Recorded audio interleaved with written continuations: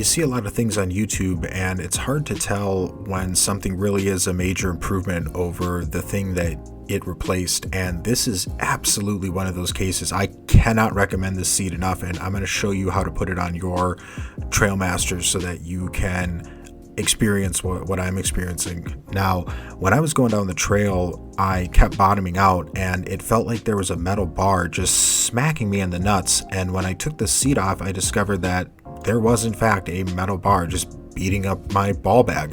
For those of us who maybe aren't into testicle abuse, there's a way to avoid all of that with this seat. So this bar that's in the way, there's no way around this. We gotta hammer this down flat. Now I noticed that these bolts line up perfectly with this metal support that the seat normally tucks under, and so we're just gonna transfer that onto a piece of tape and move it over and poke some holes in this, and that'll be our front mount. Now, it mounts so secure from this point that the back end is more or less a formality. We just want to keep it from wagging left and right. The way that I did this was by taking the factory mounts and bending them over at this line and hammering them flat, and then cutting them until they looked like this. And then I took a rubber hose and slid it in half and used that as like a rubber bumper with a little bit of RTV, and I let that sit overnight.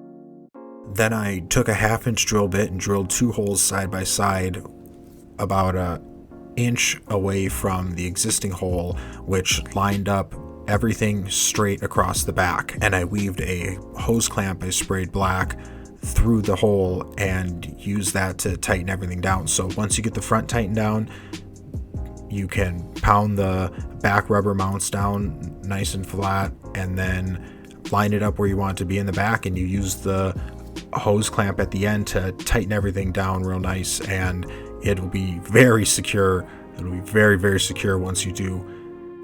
This allows me to keep the back end of the rack, which is great because I use that as a handle to load and unload. I'm going to be able to put a little bag on the back of that where I can put my marijuana tools, and there you have it. It's that easy. It just all works together so well and flushes up in the front so nicely that it really looks like it came that way. I can't recommend it enough. The way that the back hump holds you in place when you're driving is the most secure I've felt in a seat on any sort of off-road vehicle. So if you go off-roading with your Trailmaster a lot, I really can't recommend this seat enough. And if you like this video, hit like and suck a daisy.